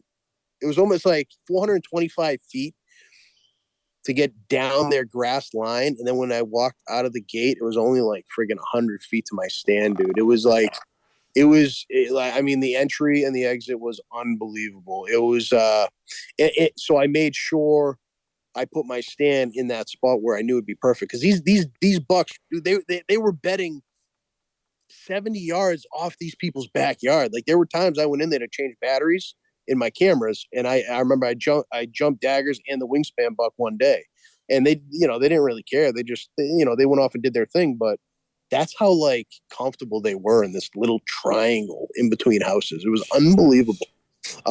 So turkey season when it kind of like kickstarted after turkey season. And once I had that, I considered that piece of property like the sanctuary. I thought I was going to actually kill daggers there. That's where I thought I was going to kill them. I thought I was going to have my best opportunity to kill him there. Opening day, I had that opportunity, but he just never came in a range. He just bedded down at 57 yards and laid there, and I watched him for an hour and a half, dude. I couldn't Talking have about done being it. talking Eating about bushes. dude, yeah, talking about being numb, man. 57 yards, he bedded down, and that he bedded down at 5:30 at night. I'm like, he'll definitely get up and come this way. No, he didn't. It got dark before he even got up. I had to sneak down and get out of there, and he was still bedded down. Had And you then he ended ever, throughout that, had you ever decided to maybe jump off the side of your tree stand with a noose around your neck, or? dude, I texted Jake Bennett probably like 30 times, dude. And I texted Nate probably like 10 times and told them, I'm going to stock up on daggers right now. And I remember Jake saying, if you do that, you're the biggest idiot of your life. Don't do it. Stay patient. Day one. Stay patient. Stay patient. Stay patient. Well, then, So thank you, Jake, because I mean, and again, man, like that's super important stuff, man. That's valuable.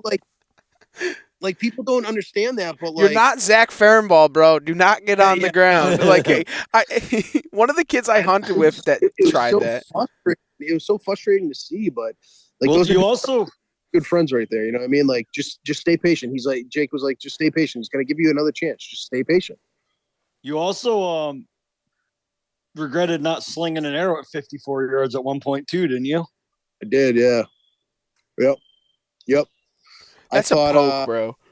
Yeah, I think that's a great call. Yeah. A lot of people don't have the business to be doing that, man. No. 50 dude, plus, dude. I I'll, don't even like I'll, 30 plus. I'll be honest. I pulled my bow back and I had him. So I have I had him sighted in at the point. It was 54 yards, and I remember I ended up not shooting. I pulled back the bow, dude. I pulled the bow back, That- and I just remember telling myself in my head, I'm like, this is my only opportunity. Like I'm either gonna shine here or at least I tried. You know what I mean? And I just remember something just said, put the goddamn bow down, dude. Just stay patient. I think that was the bigger, smartest thing you did. Smarter than not getting down and trying to stalk them like Jake talked you out of. I mean that's a great decision right there to not. I mean, not, and then I didn't want to wound him either. You know what I mean? right, Like exactly. I didn't want to have a bad shot. I didn't want to wound him. He was 57 yards away from me on opening day. Like that's a great start of the season, man. That's a huge victory. Huge. Like that's a, you know what I mean? Right. The work is But paying off. I just needed that buddy to just, my buddies to be in my ear saying, "Hey, dude, just stay patient. Don't do anything stupid." Well, I remember having this conversation with you. I think it might have been the next day, and you were a little frustrated, and you're like, I should have shot one at 54. And you know what I remembered was the last time we had you on. What was it? 161 or whatever. I remember you talking about how much you hunt the bedding areas, and that stuck with me. So when you said, I forget what the text said, but you're like, I don't know, man, it might have been my only chance at him. And I'm thinking in my head, it was freaking opening day and you had an encounter. And I knew right away, I'm like, no, Ty, if he's not dead yet, you are going to get your opportunity because you hunt bedding. That's where he's going to be in the daylight. And I remember telling you, I'm like, just stick to your game plan, hunt your spots on the right conditions, on the right way. You're gonna get another chance at them. There was zero doubt in my mind because I knew the way you hunt, and I know the kind of spots that you hunt, and there was just zero doubt that you were gonna see him again. Yep. Yeah. So I mean, after that encounter, I went back there the next day for another evening sit, and like a lot of people, like for an evening sit, they'll get in the stand at like what, for 3:00 in the afternoon or whatever. Mm-hmm. Dude, what I've noticed from hunting bedding, like the earlier the better. Like I have the longest sits, and I think that's why sometimes I get so frustrated because when you're hunting bedding and you're hunting so close to bedding, like, dude, it could be a go at any time. Like it just, I just have that crazy mindset where I think if I don't get in there by noontime, he's going to show up at 12:30, and I just ruined my whole opportunity. So I get super crazy and crazy about that. But I remember the day two, I got in there at 12:30. I got in there at 12:30 for a sit. Felt great. Remember getting up there, and a doe came out of bedding legit 30 yards to my left. Like they bed that close. Like it's crazy. So like entry and exit is so important to me, and that's learning from Rob Cody. Like entry is so key in exit. And I remember a spike horn came out, a doe came out, and then they went back into bed, and then next thing you know, it was like 1:15. So I mean, I wasn't even there long. 1:15, and my number 2 shooter came out, wingspan buck, and I remember he came right from that bedding area where I knew they were bedding. And he came to me at 40 yards. And again, like discipline, dude. Like I wanted to let it fly, man, but he was looking straight like in my it was just a head on shot. I refused to take an unethical shot like that. And dude, we just had to the wind was perfect for me. He didn't see me, he didn't smell me. But I was like, why is he just stopped at 40 yards? Like, what is going on? That spike in doe that came out, that freaking spike, dude, came right back out again and went up to the wingspan buck, which was my number two, and the spike probably farted and scared the shit out of himself. So he twitched, and when he twitched, dude, the wingspan buck, he had none of that. He saw that spike twitch. He turned around and just walked right back to bed. Didn't take off. He turned around and he legit walked right back to bed. And that was it for the day. Dude, that was 1:15, 1:30. I didn't see shit for the rest of the day. And I remember it was pouring rain at night, and it just sucked. So day three of the season, man. I'm like, all right, you know what? I'm gonna go back there again. Third time's a charm. Day three sucked. It rained. I didn't see a single thing. So now I get home after day three. This is awesome. I get home. No, I don't even get home. I get in my car. It was pouring rain. I remember I get into my car. It's like 6:32. Yeah, it was 6:32. And where I hunt, I have like no cell service at all, as you guys have seen, because you text me and I text you like 3 hours later. So I remember I got on the highway and I look at my Moultrie app, and at 6:02, man, Daggers was under my stand at the Oak Ridge. And oh man, I contemplated going there that day too. Like I remember texting Jake Bennett, Nate, Joe Hall. I'm like, hey, should I go to the Oak Ridge? Like, you think he's gonna transition to Oaks, or should I stay at the bedding? And they're like, we know you're a crazy asshole. We're not telling you where to go. just go where your gut tells you. So I went back there.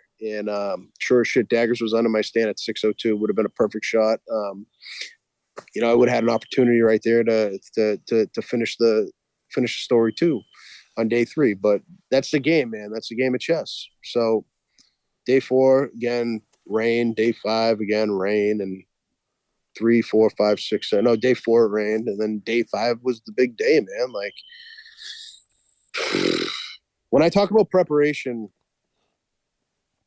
I remember last year doing a lot of scouting by the Oak Ridge. And hopefully you guys are understanding, like when I say the Oak Ridge, like you're kind of like visualizing where that may be, you know what I mean? So the Oak Ridge has like a massive swamp. So you have the Oak Ridge, and then you have like that Oak Flat and that Oak Knoll where I shot that 9-pointer. And then you have that swamp where those bucks came out of, like we were talking about when I shot that 9-pointer. Okay. So over the course of the 2 years, I knew these bucks bedded in that area sometimes. Like I knew it, you know what I mean? Like last year, I actually hunted on the ground in that swamp, and I have another shooter named Uncle Fester. I passed on him at 37 yards from the ground. I mean, the footage is unbelievable. But I ended up passing on him, and he's a shooter this year. He's probably like my number 3 shooter. I really want to get him, but anyway, going back to like June of this past year, prepping for Daggers, I knew that my opportunity to kill Daggers before anybody else, especially my buddy Steve, who had all those food plots. I knew last year that Daggers was over there all the time and daylighting all the time in those plots. And I was worried that the acorns were going to suck this year again. I wasn't sure how those acorns were going to be. So in preparation of knowing that I had to try to kill Daggers the first couple of weeks of the season, I thought to myself, I'm like, well, I'm going to put a stand in the swamp near all of the beds that I found in the winter, because if I put a stand in the swamp, there's got to be a day during the first 2 weeks of the season where it's going to be hot. You know what I mean? It's going to be hot, and those bucks are going to seek that water and the swamp, and they're going to seek that. So I had to stand in there, sitting in there from June up until the season. And I had a board over a creek, and, I walked through a bunch of ferns and whips and got up in my stand. And day Stack 5, some brush up. What's that? Didn't you stack some brush up in there? Yeah, I stacked some brush up to manipulate a few runs, Mm-hmm. trying to get these bucks coming out of bedding and come across the creek rather than go around the backside of the creek. Because if I had them going over the creek where I wanted them to go over the creek, they were going to give me probably a 20 to 30 yard shot. They'd come right by me. Right. Uncle Fester was coming by there like all summer. I had Uncle Fester in that swamp all the time. I didn't have daggers in there once, not once. The only spot I had daggers ever on camera all year was in that first property that I just got permission over the course of the year. I had him, I think he daylighted 62 times out of 65, 67 days or something like that. I had him daylighting in that piece of property. So that's why I thought I was going to get him there. Well, I mean, I was wrong. You know what I mean? Friday the 7th, I worked at detail. I work a ton of hours, and it's not out of the norm for me to work 16 hours and then go straight to a tree stand after work. So How do I you not remember, fall asleep in a tree stand? I just stand up and sit down, stand up and sit down, and I just remember I was working a detail and I felt like shit that night. I was so tired, and I was going to go home in the morning. The detail was supposed to get out at 4 a.m. And I was going to go home and just go to bed. And it was supposed to be a super hot day. So I knew deer weren't going to be moving. And I ended up getting out of work late. It was like 5 in the morning. And I remember getting back to the station and I went to the locker room and I just checked my Moultrie app quickly to see what's been going on over the night. And I saw Daggers and Uncle Fester were on the Oak Ridge at 4:55 in the morning, like 5 minutes before I looked. So I'm like, all right, I'm not going home. I'm going to make a move here. It's going to be 72 to 75 degrees today. I'm going to that swamp. That's exactly why I put that stand in that swamp. I don't give a shit if I'm tired or not. I'm going to go to that swamp. This is exactly how it was supposed to go. Like, this is the script. Like, I put that stand there not to hunt, only to hunt on a hot day the first 2 weeks of the season, knowing that they were probably going to retreat to that swamp and mingle around there throughout the day. So it's 5:52 by the time it's like 5:52, and it was 5:52 when I did the interview in my car before I walked in the swamp. And I remember walking in the swamp, and I have a nice trail going in there. So I wasn't like cracking like sticks or making a lot of noise and things like that. I went in with a green headlamp, and I didn't realize this until me and Steve were talking about it. But as I walked in that morning, I heard a deer like walk off, not run off, not blow at me, but walk off. And I didn't think anything of it. When you can't see anything, you automatically think it's a doe. I don't know why, but I always just say, oh, it's probably a doe. Who gives a shit? You know what I mean? So I just continue on my way to the stand. I get up in the stand, and sun comes up, and it's a beautiful morning. It's starting to get really warm out. It's like 8 in the morning. I'm not seeing anything. And then 9:30 in the morning rolls around, and I remember texting my wife, Rihanna, and I'm like, hey, I'm coming home. I'm like, it's hot. Deer aren't moving. Nothing's in here. I'm getting the hell out of here. She's like, all right, sounds good. Can't wait to see you. And I remember I worked the night before, so I remember my primary camera was dead, and I was using a GoPro and my iPhone 13, which is an unbelievable camera, by the way. And I remember I packed everything up. I remember putting my quiver on my bow, taking my arrow out of my bow and putting it in the quiver. I remember throwing my backpack on, and I went to clip my bow to the rope to let my bow down. And like everybody, I did one last look, man, one last 360-degree look from the top of my stand to see if I saw anything before I got down. And sure as shit, man, I saw like this sapling, like leaves shaking like 80 yards away in the east direction near an abandoned building. And I'm like, that's weird. So I take my binoculars out and I look more and more, and I keep seeing this thing rattling and moving. And then all of a sudden I see antlers. I didn't know they were Daggers antlers. I just knew they were antlers. I really thought it was probably Uncle Fester, if anything, because I had the encounter with him last year, and he was there all summer. And I texted Rihanna. I'm like, hey, I'm gonna stay. There's a buck somewhere near here, and blah blah blah. So I got footage of the antlers and stuff. They were just you couldn't really see them. It was a small window, and then all of a sudden the buck disappeared. No clue where the buck went, and like it was super quiet. Couldn't see anything. So I'm like, all right, whatever buck that is, probably bedded down. I'm just gonna wait this out. So that was at 9:30. Dude, 11 o'clock rolls around, man. Like 11 o'clock rolls around. It's still like at this point I got a stiff neck because I'm like looking like every 2 seconds to see if I see movement. All of a sudden, near that abandoned building, it had to have been like, I think because you got to be 500 feet away from a dwelling. I think it's like 625 feet or something like that. It's, whatever it is, it's legal distance. I hear landscapers. I hear a truck. I see the truck pull into the parking lot, and then I hear the lawnmowers go on, and I'm like, oh God, here we go. And all I could think about was that buck's probably going to go right back down where he came from and hug the condo edge, and and and that's that. And all I could think of was like, all right, well, if that buck goes that way, at least I can get the hell out of here and go home because nothing's happening.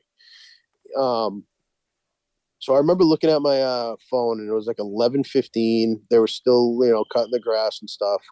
And then I was looking with my binoculars. I could see a guy with a weed whacker walking down to the swamp edge. And I knew the last place I saw that buck was by that swamp edge, like legit right where he was walking. So I turned my GoPro on because I'm like, if he jumps this buck and this buck comes running to me, I'm going to try to shoot this buck quick. So I turned the GoPro on. The GoPro was running for like 8 minutes. And dude, daggers stands up, man. Like it was daggers. I'm like, oh my God. Like, he just stood up, and I was like, holy shit. I just did not expect to see daggers at all. You know what I mean? I didn't expect to see him at all. And I'm like, oh my God, he's huge. And all of a sudden he's looking back at the weed whacker guy, obviously the weed whacker guy, I don't see him. But it made him uncomfortable enough to like kind of walk away, not bound, not run, but he like walked away. And dude, he started walking towards that funnel that I clogged up with all that brush. and, and in the episode, you'll see me doing an interview in that swamp and showing the funnel and then showing the creek. Dude, he walked right around that funnel where that scrape was, and he just stood there. And I just remember saying to myself, I'm like, please cross the creek. Please cross the creek. Please cross the creek. He took a sip of water, jumped over the creek, and like slowly started trotting. Like he started picking up the pace a little bit. And that's when I drew back. I had a small little window in between a couple saplings. And I remember like I went, meh, like 5 yards before that opening. And dude, he stopped legit right in the middle of the opening, and it was a 21-yard shot to that opening. I already range find it before this even happened.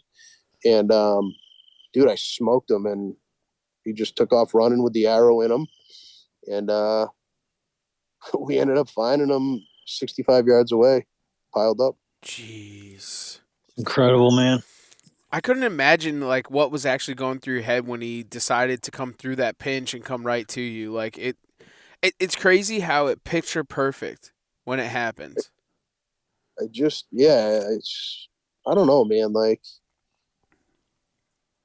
things happen for reasons, and preparation, when preparation and opportunity meet, like it's real. And I worked so hard this off season, and I'm not some veteran, mature buck killer. I'm not somebody that's been hunting long. I'm not somebody that would even say I'm a great hunter. I'm just a guy that loves to freaking grind, dude. Like I am just a grinder. I may not know everything. I may not be the best hunter, but you're not going to outwork me. Like you're not going to outwork me. I will be out there every day. If I have 30 minutes, I'll be out there for 30 minutes. If I have 4 hours, trust me, I'm going to take those 4 hours and I'm going to be out there. And it's just crazy to see how everything worked out, because I didn't expect to kill him there. I didn't expect to see him there. And for like that funnel where I clogged with all that brush to come into like really the play that, you know, sealed the deal with daggers is like, I think about it now and it's sobering, man. Like it's just weird. And that goes back to Nate August too, man. Like I remember Nate saying like, dude, manipulate runs, get those deer to do what you want them to do. And he's right. He's so right, man. Like hinge cuts. Like I remember I hinge cut a shit ton of saplings right there where I clogged that up. It's just, it works. Things work, you know? And,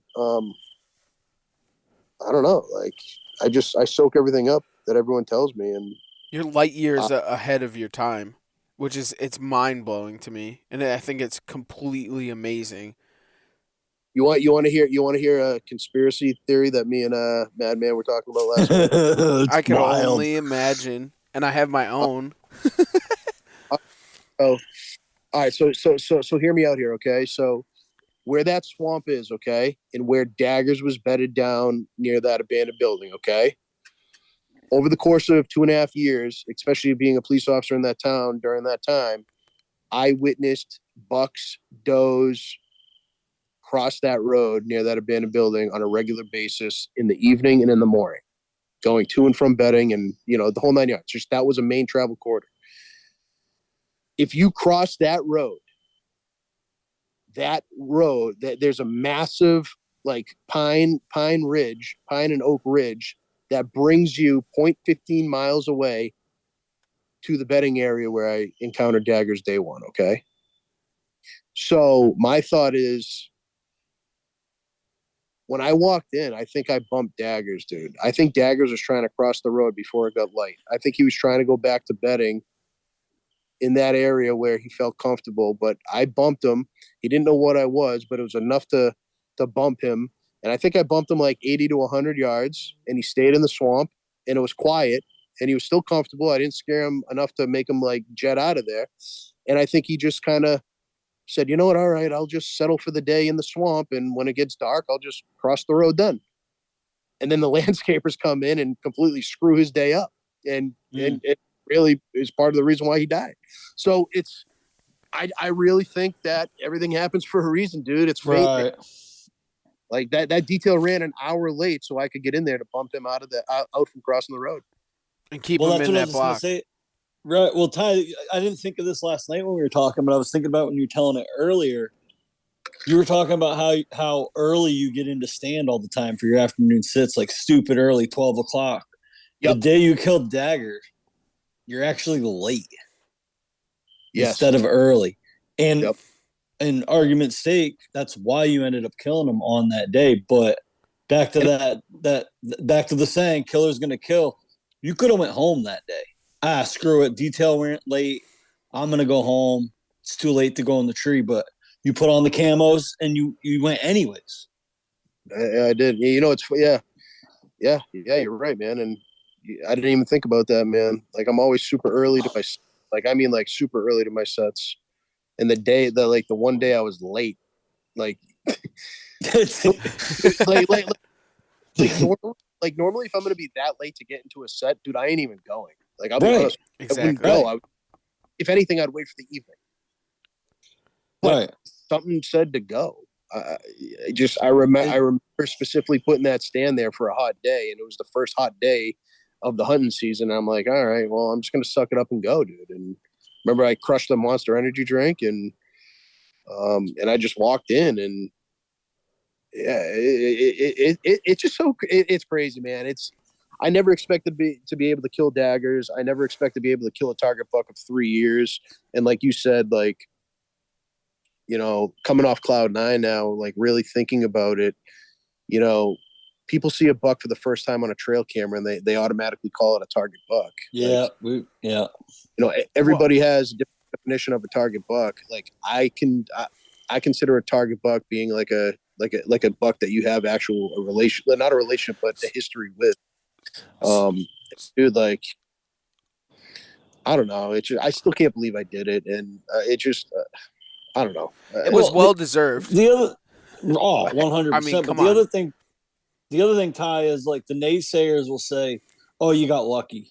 You got Correct. lucky the landscapers were there. You got lucky you bumped them into that bed to begin with, and blah blah. But like the preparation speaks for itself. Like it's not luck. Like you were No, there for a reason. You went to that spot on that day for a reason. So like when everything unfolds and works out the way it works out, it was by design. it Like was yeah, made to happen. of course, almost every successful hunt, you need a little luck. Maybe a deer takes this trail instead of that trail, or whatever. Like shit happens for it to all come together. But like your preparation was, I'm blown away by by your preparation, and you were just ready for it. Yeah, I mean, I've never worked harder. Um, like I've only been hunting for 3 years, but I've never worked harder than I did this off season. And I can say that proudly. Um, I had a lot of, I had a lot of fuel, man, in the tank. I was ready to roll this year, and I wanted to prove a lot of people wrong. And like you said, naysayers can talk, man. I like when they talk. Oh yeah, If you're a hater and you're talking about somebody and you're trying to bring somebody down, you're just miserable yourself.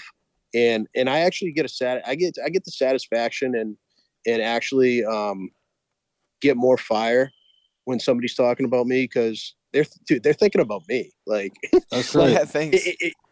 if you're putting my name in your mouth, you got more problems with your own like insecurities than anything to do with me. Right. So um And they keep let them let just fueling your outdoor drive.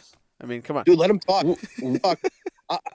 Just let them talk. I'll beat them at their own game. Hmm. We used to have a saying playing football growing up: "Haters is my motivators." It's so true. I mean, I've been a police officer since I was 21 years old. I'm used to being hated, bro.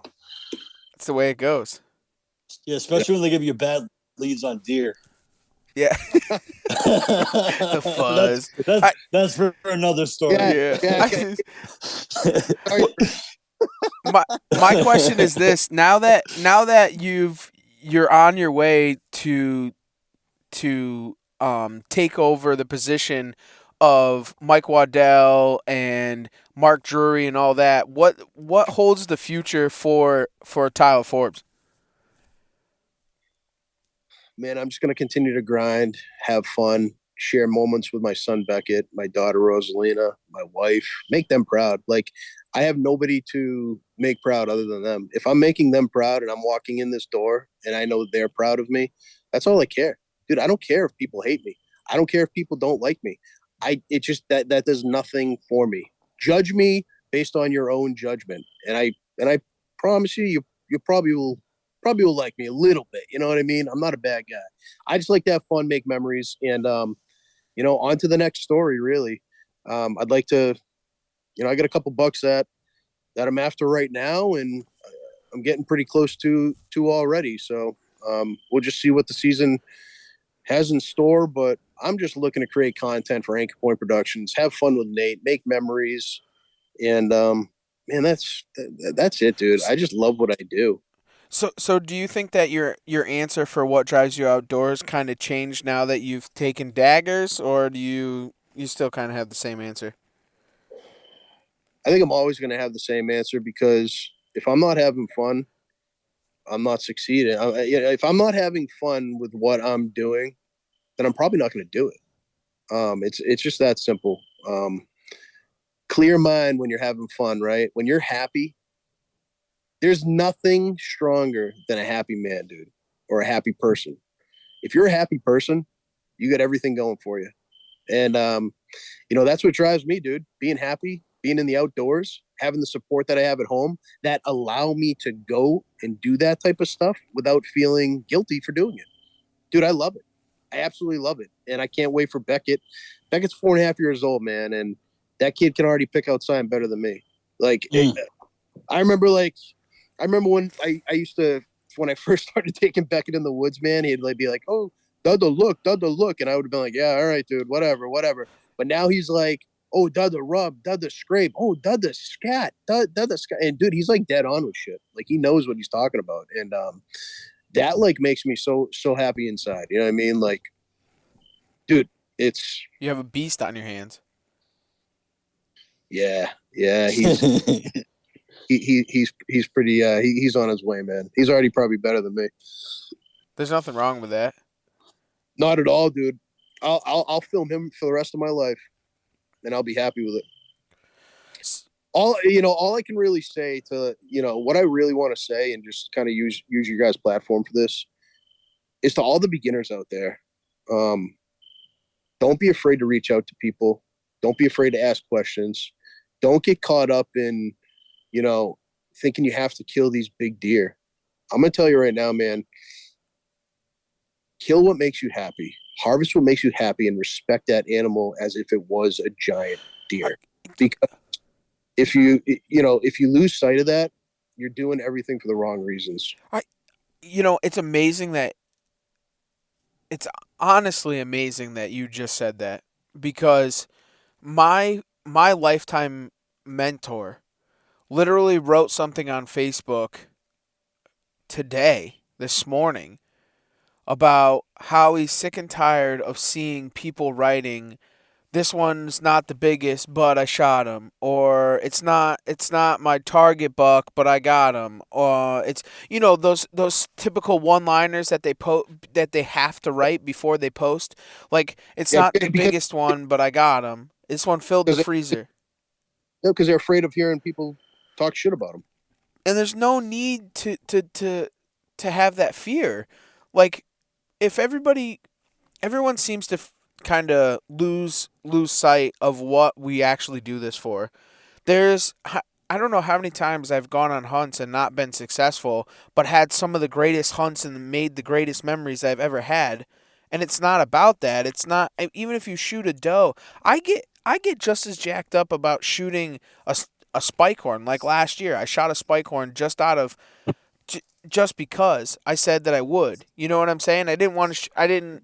I said I'll shoot a small buck just to prove a point that you don't need to shoot a big buck. You know what I'm saying? And like, I get just excited as shooting a spike horn as I do a 150-inch deer. Like it doesn't matter. You have to love it every single day of your life. It's so true, man. And you start going down that vicious cycle. You're doing everything for the wrong reasons, and it shows because people that are like that, they're miserable, man. They really are miserable, and I've seen it with people that I used to be friends with, people that I know. Everything's about the inches and all that good stuff. I mean, if anything, man, I'll take age and body size over rack any day. Yes, sir. Yes, sir. Give me a 6.5 year old deer over a 150-inch deer that's friggin' 3.5 any Mm-hmm. day of the week. That's the You know what I mean? truth. But being a beginner hunter, um, you know, that's really, I just want to be the voice to the other people that are just getting into hunting. Don't be afraid to talk to people. Don't be afraid to reach out. Reach out to me. I Talk to was, I me. was just gonna say, Ty, I might start reaching out to you if you Yeah. keep it up. Yeah, right. Mr. Mark Drury over here. Yeah. Yeah, talk to me. I just want to point out again, though, Ty, your attention to detail is impeccable. And that's the thing that blows me away talking to you the most is every little thing that, like, you didn't overlook anything. And I know we've probably said it 100 times in this episode. You're just a beginner. You're just a beginner. You're just a beginner. But like, which is good for people to know. But I guess the message is for anybody out there listening, like, anybody can do this if they have the motivation to put in as much as they want. Like, you're a perfect example. You've been hunting 3.5 years, and your dedication and your hard work and your attention to detail is second to none. And if you want it bad enough, anybody can go out there and get after it like that. But it's really just what you want to get out of it. There's some guys that might only get out in a tree stand 4 days a year, and they're perfectly fine with just climbing up in their favorite tree stand and see what happens. And there's nothing wrong with that. But basically, the sky's the limit. What you want to get out of it is what you put in. You know what I mean? Oh, it's definitely true. That's a fact. Well, Tyler, man, I can't congratulate you enough, bro. Absolutely amazing. And as I always say, daggers is down. Like it's congrats, bro. We Daggers. are so happy for you here.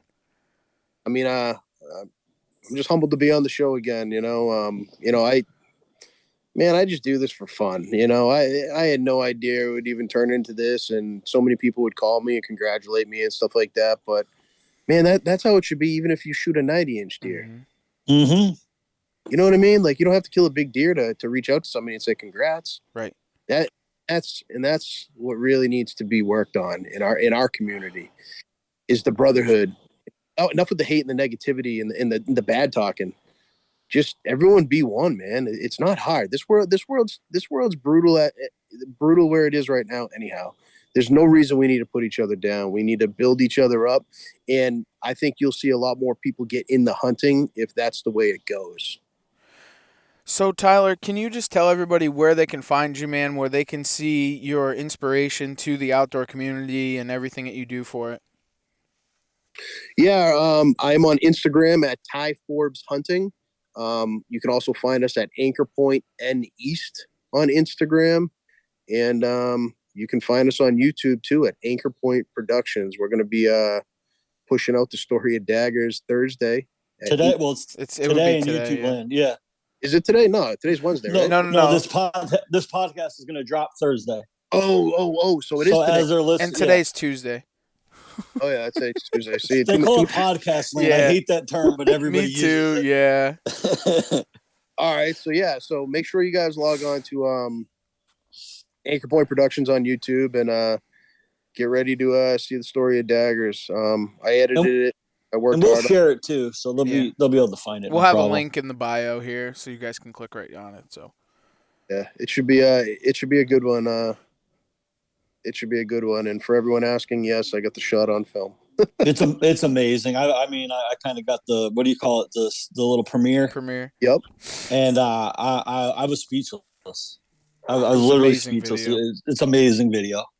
Appreciate it. You should be just as proud as the production as you are the actual hunt.